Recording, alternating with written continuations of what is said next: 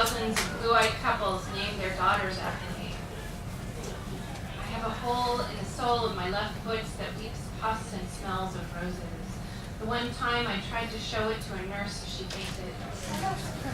I was not put on this earth for your amusements. Since I had the face of a wasp angel as a child, my older friends used me to smuggle drugs in from Canada. I was propositioned by large, sad policemen at the border, but never searched. The first and second time I cried and punched the guy in the mouth. I hit like a girl. When I open my legs, swallows fly out. They smell musty, like they've been tied up in a box.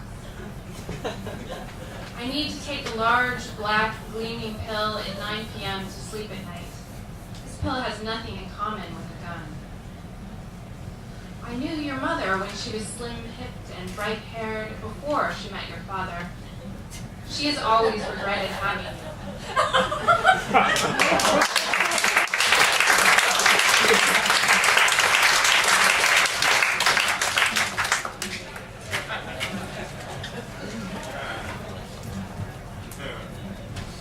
Short one. It's not funny. Yeah. For Michael, you are out on a day pass from the hospital, the green plastic band still around your wrist. I take you to an island to show you how to break into abandoned buildings. You climb through the river, around the bundles of razor wire.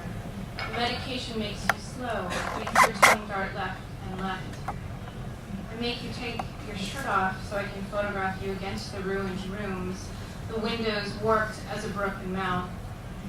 Later, you show me a red hole in your beautiful yellow hair, where the razor wire had cut to the bone.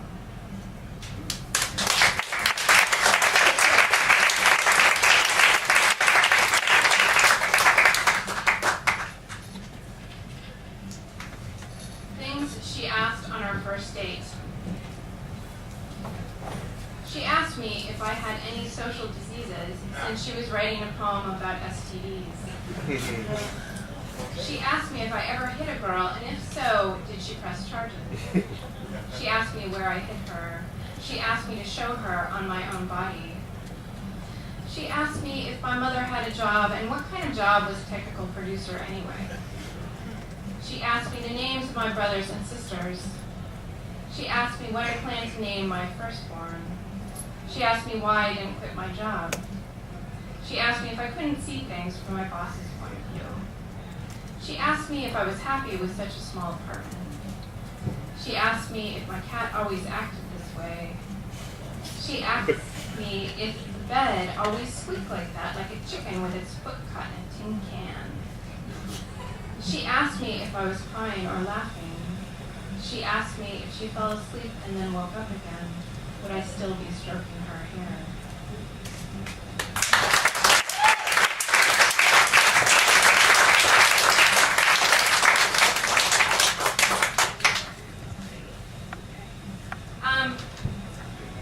I was a social worker for many years, and some of those years I worked in a drug rehab, so this is basically just from the procedure manual. How to take urines. Melissa says you have to stand outside the bathroom stall with the door open. Sometimes you have to hold the door open with your hand, pressing high up on the chipped pink metal, because they often swing closed on their own. Some of the stalls have strips of torn fabric or pieces of clothesline tied to the top to fasten around the corner of the door and keep it open. Then you try not to look at their faces and just watch what they're doing with their hands. Make sure they're not pouring anything in from their pockets or underwear. Usually you don't have to talk. Sometimes they'll say something, but you don't have to respond.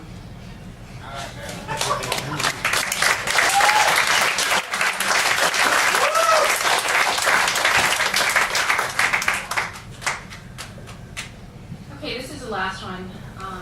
First time I'm reading this in public. Some people might find it a little offensive. Foreplay in the suburbs.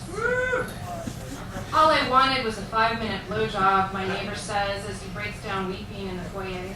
I was willing to trade my golf clubs for it, or at least a ride in the front seat of my Mercedes. But all the Girl Scouts have gone to sleepaway camp.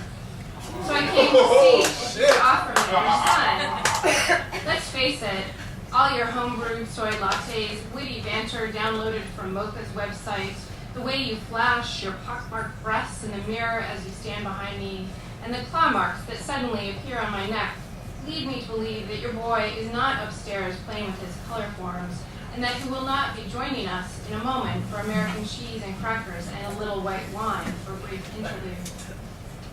I tell the man that he is confused because his pants are too tight, and that lack of circulation is bad for his liver. Batting my hands away with a badminton racket, he retreats to the sidewalk and bleeds from a fresh scalp wound. I toast him from my front door with a bloody martini and turn to unlock my son from the closet, where he has been recording everything on his taxi yellow Sony VidCam. He complains that some of our dialogue was muffled and asks if we can do it again next weekend when he's not so busy with applications for kindergarten.